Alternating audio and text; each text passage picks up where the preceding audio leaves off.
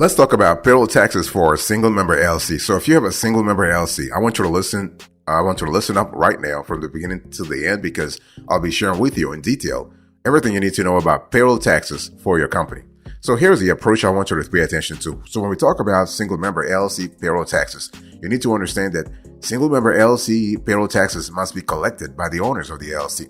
So they can be reported in several ways depending on what tax structure the owner elects and whether the company has employees. Okay. So what I'm trying to say is when you're a single member LLC, it doesn't mean that you are necessarily the only person working in the company. You could probably be the only member, but you can actually hire a lot of employees to work for you. Okay. And so when we talk about single member LLCs, out of all the business structures available, single member LLCs are a unique breed when you think about it, because single member LLC owners keep the liability protection LLCs offer them, but they are able to pay their taxes as a sole proprietorship. So this arrangement is referred to as a disregarded entity. Okay, so the IRS actually doesn't quote unquote regard you as an entity, but rather as an individual. And LLCs are beneficial for their low regulation and small list of requirements. The main requirement is to form a single member LLC is in a way that you actually write articles of organization and send it to and send those articles to your Secretary of State along with a small fee. Once that's done, there are a few regulatory requirements for this business entity. So what happens here is that based on our research, many owners are confused about how their businesses should collect and pay employment taxes. The business must withhold these taxes from employees' paychecks, and there is often confusion about which tax numbers to report these collections under. So employer identification numbers, so EINs, are issued by the IRS to businesses that have employees. So an EIN basically is required to conduct certain legal businesses, such as to open a bank account under the business's name. So when a single member LLC has employees, 2 EINs are needed. So one will be issued to the member, and one will actually be issued to the to the single member LLC. So the thing is that it's really important to understand that you have to make sure that you don't mix up those two numbers or use them interchangeably. Okay, so that can lead to errors that requires IRS intervention to correct, and it will make filing taxes more complicated for you and your employees. So a single member LLC owner has the option of paying taxes for the company as a corporation. If this option is not chosen, your business will be considered a disregarded entity. This means the entity is not considered separately at tax time, and you can pay taxes for you and the LLC on a single tax return. By the way, boss, welcome back to the show. It's really a pleasure to have you here. Make yourself comfortable. You are going to enjoy today's conversation.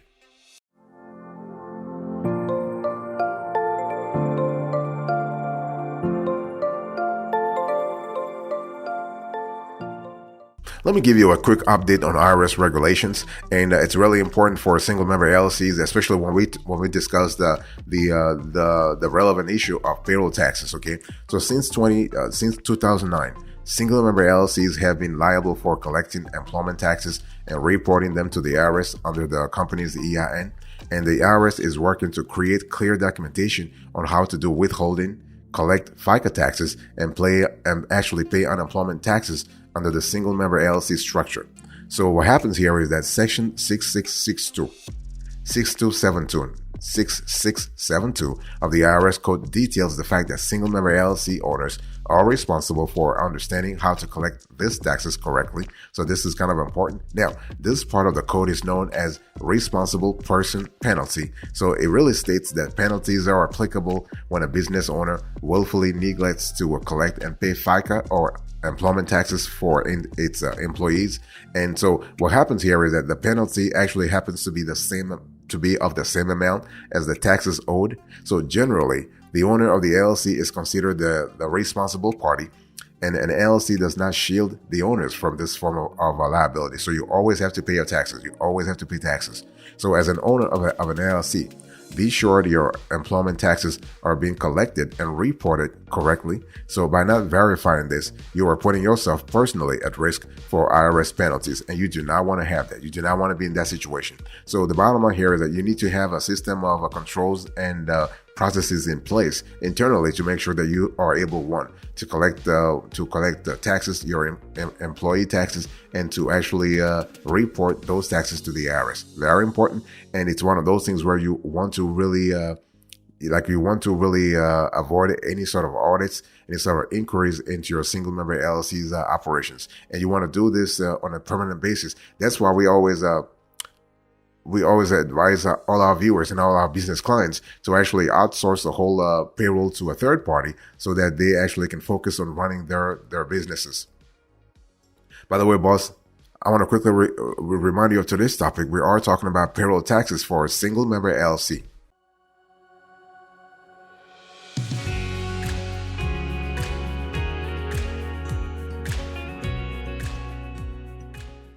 I want to quickly go back to the whole notion of disregarded entity. So let's talk about single member LLC as disregarded entity. So the thing is that owners of single member LLCs can write themselves a check or complete an electronic funds transfer in order to get funds out of the business, right? So according to the IRS, what happens here is that single member LLCs can consider their business as a disregarded entity, which means that, as I said before, they pay taxes as a sole proprietorship instead of an LLC or corporation. So what happens here is that you're not really filing Form 1120S or Form 1120 or 1065 for that matter. You're actually just filing your 1040 regularly. You do not even have to have a Schedule K1 that really is attached to your LLC.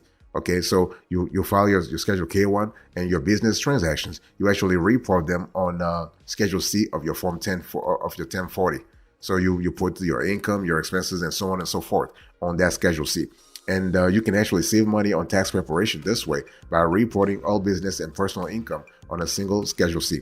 And there are actually, when we actually, in practice, there are no minimum tax amounts for a single member LLC, unlike for regular LLCs. This is actually a benefit to consider if you are operating in a state with high minimum tax fees. So for example, California's minimum taxes are $800 per year for LLCs. And it's so as an LLC with employees, you can report their employment tax withholdings in two ways. Use the EIN of the owner or use the EIN of the LLC, okay? And so a single member LLC without employees does not need an EIN and can report all tax amounts under the owner's tax ID number.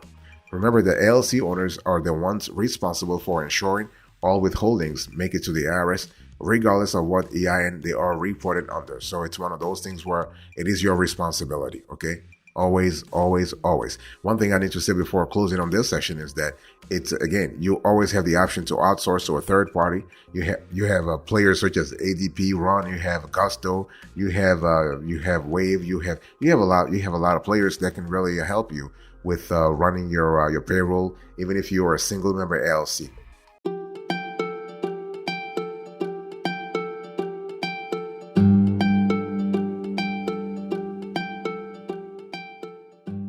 Let me talk to you about the steps you need to follow here. So how a single member LLC pays employment taxes for employees. Let's talk about that. So a single member LLC has a structure and liability protection of a LLC, right? Of an LLC, but it can pay income taxes like a sole proprietor. So this tax structure is called, again, I think I've said this before, a disregarded entity. I'm just insisting on this because it really constitutes the fulcrum of a single member LLC, especially when we talk about payroll taxes. So the single member LLC is a unique hybrid here. And so there can be some confusion about how the single member LLC pays employment taxes. Specifically, the question is which employer ID number the single member LLC is supposed to use for this purpose. I think I've already told you. Now the question is whether you use the members EIN or the single member LLC's EIN. Really also has to do with the sector the business is in, the states where the business operates, and what you have done in the past. And it also depends on whether you have decided to file as an LLC, as a sole proprietorship, as an S corporation, or a C corporation. Okay. And one thing I want to say here is that remember that it's really single member LLCs are entities that have corporation status, but also characteristics of a pass-through business. And if a single member LLC needs to pay employment taxes, it pays them. Once and for all, I want to answer the question. It pays them using the single member LLC's name and EIN. So when we talk about payroll taxes for a single member LLC, we are talking primarily about the single member LLC's EIN. And so basically it pays those employment taxes under the company's name and EIN. For most other tax responsibilities, the single member LLC uses the owner's name and EIN. Okay, so if a single member LLC doesn't pay employment taxes and has no excise tax liability, it does not need an EIN. And it's one of those things where a lot of viewers are not a lot, but some viewers are confused about when and how to actually use their EIN or the company's EIN. When you actually file, when you actually reach out to the IRS to request your EIN, make sure that you mention that you would love to have two EINs, so the agency is pretty sure about what you want and from the get-go. Boss, I want to quickly remind you of today's topic. We are having a conversation about payroll taxes for a single member LLC.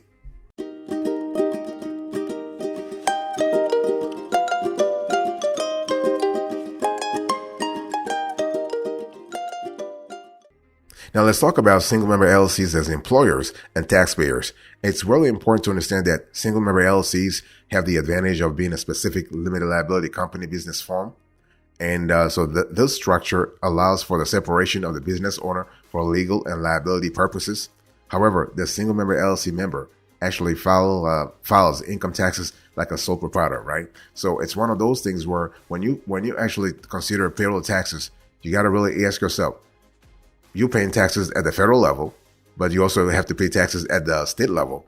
And you got to think about the frequency of you remitting the withholding to the tax authorities.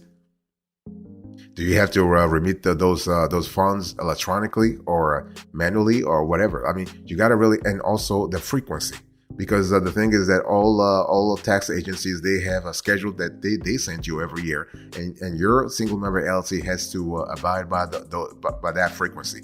If they tell you have to remit, like if you are a biweekly depositor, if you are a monthly depositor, if you are a quarterly depositor. So it really depends upon your status, and your state tax authorities will let you know.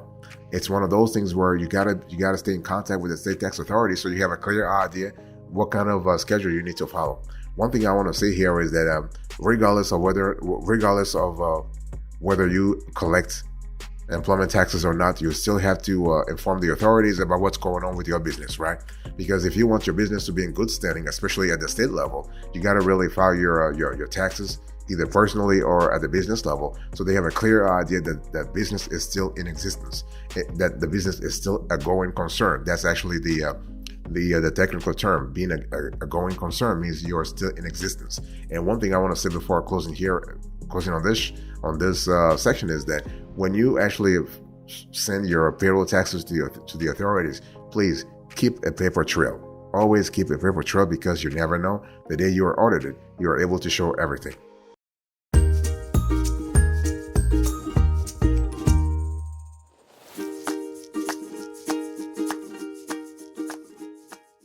Now, as we're talking about payroll taxes for single member LLCs, let's quickly talk about employer identification number, because it's a criteria that always comes back, because whether you are filing as under your own EIN or filing under the company's EIN, you still need to have an EIN. So an EIN, also known as a federal employer identification number, is a unique employer ID number given to the business by the Internal Revenue Service. And it is actually used for tax purposes for businesses that have employees, as well as for other identifying purposes like getting a line of credit or a loan, for instance. And an EIN may also be required for opening a business bank account. And so businesses need EINs for two reasons: because they have employees and pay employment taxes, and for a registration and to show they are a legitimate business with banks and other businesses. So the thing is that, in some cases, it's not just other businesses that actually want to lend you money. You have cases where you might want to seek business credit. For instance, let's say you want to get a net 30 account from a vendor, right? And basically they ask for your EIN. Or in some cases, you want to attract investors to your LLC, and basically they are asking for EIN. I mean, the LLC business structure is not the best for attracting investors, but I'm just giving you a hypothetical situation where those investors, those financiers are asking your business to show legitimacy. And part of showing legitimacy means that you are showing that you have an EIN. I also mentioned earlier that you having an EIN is a great way to actually always get from the state every year a certificate of good standing, so that investors or other stakeholders are pretty sure that the business is legit. And one thing I want to say here is that a single member LLC needs an EIN, as do all business entities. If the single member LLC has employees, the firm will have two identifier numbers. One is for the single member owner, right? And the other is for the single member LLC entity. So it's one of those things where you want to always make sure that you keep a proper paper trail, so that at tax time, whether you file your own taxes or going through a third party, everything is clear, everything is straightforward.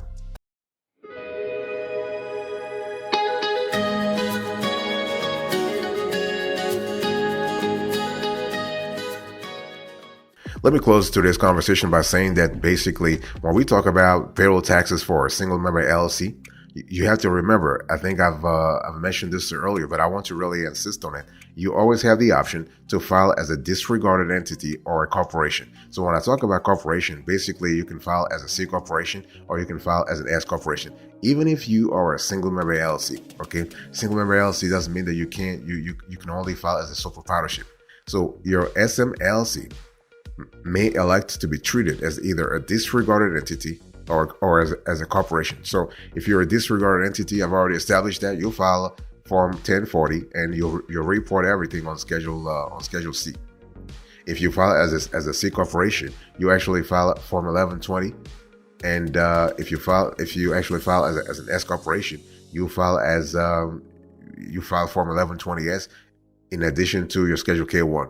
So the one thing I want to say here is that as a disregarded entity, the single member owner pays taxes and reports activity on the owner's federal return as a sole proprietorship. So this includes what? It includes using Form 1040, Schedule C, Schedule E, and Schedule F.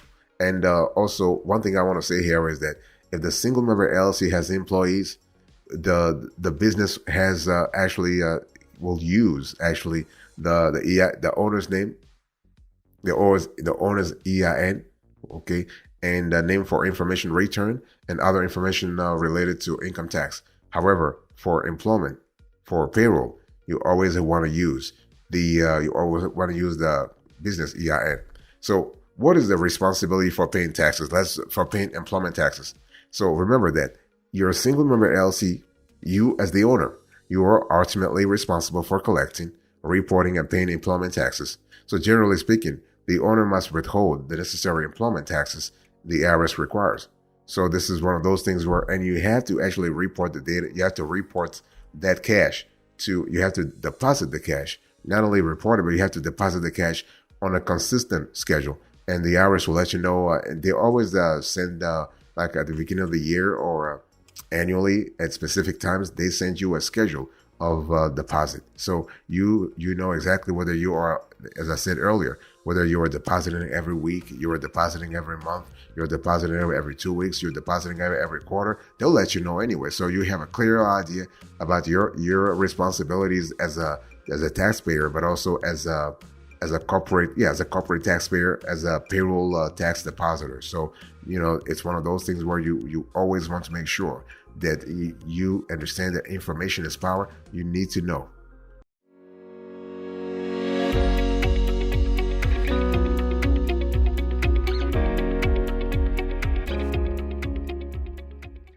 Thank you so much for your attention. I really appreciate it. Let's quickly do a recap of today's conversation. So I spoke to you about payroll taxes for a single member LLC. So I give you the approach, the steps, and now I'm doing the recap. Thank you so much. God bless you. I'll speak to you another time. But until then, remember, stay marvelous.